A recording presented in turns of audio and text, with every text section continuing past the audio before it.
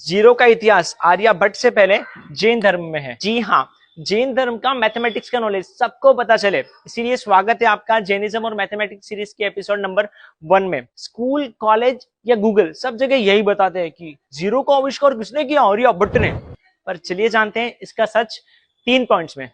Point number 1, भगवान ऋषभ देव ने संसार अवस्था में 72 कलाएं सिखाई थी, जिसमें गणित लिपि भी थी। अब गणित का ज्ञान जीरो के बिना कैसे होगा, यानी जीरो तब भी था ही। प्रॉब्लम ये है कि साइंस वाले कुछ भी बोल लेते हैं और हम लोग कुछ भी मान लेते हैं।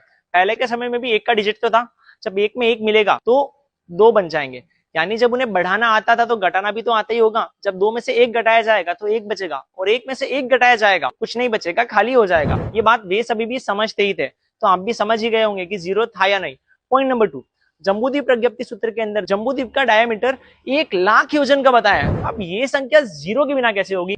नंबर 3, अनियोग द्वार सूत्र के अंदर मनुष्यों की संख्या 2⁻96 की बताई है, यानी ये 29 अंक की होती है। अब ये संख्या बिना जीरो के कैसे बनेगी। साथ ही आगमों में कई जगह शत, सहस्त्र, लक्ष, कोड़ा कोड़ी जैसे शब्दों का वर्णन है, यानी 100, 1000, लाख और करोड़ गुना करोड़। वेरी इंपॉर्टेंट, हमारे आगम 2550 वर्ष से अधिक ही पुराने हैं, और आर्यभट्ट को तो अभी 1500 साल से ज्यादा हुए ही नहीं।